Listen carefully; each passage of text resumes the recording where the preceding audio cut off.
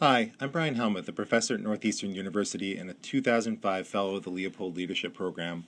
I want to show you a few images of my most recent trip to southern Iraq, where with the help of the U.S. Department of State, I was able to meet with a diverse range of stakeholders, all concerned with the impacts of climate change and water scarcity in the region. Iraq is home to some of the most ancient cultures on Earth, including a people called the Marsh Arabs, who are believed to be the most direct descendants of the ancient Sumerians. For well over 5,000 years, the Marsh Arabs have depended on the local salt marsh environments to build their houses, feed their water buffalo, and supply the fish and birds that they hunt.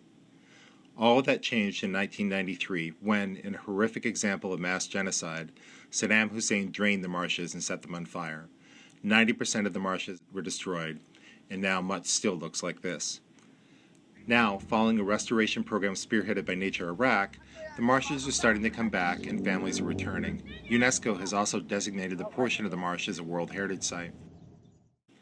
We had an opportunity to visit the UNESCO site in Tikar and to meet some of the residents. In this picture, I'm with faculty from the University of Basra, people from the NGO Nature Iraq, and representatives from Basra Oil and Gas, alongside some of the Marsh Arab children we met.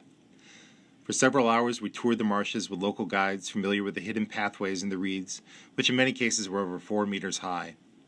It wasn't that much of a stretch to imagine what this environment must have looked like many thousands of years ago. And in the end, we were treated to a traditional meal of river carp flavored with pomegranate, served in a traditional mudif, a large meeting hall made entirely of reeds. This really was one of the most amazing experiences I've ever had in my life, and I truly look forward to my next trip back to this really fascinating country.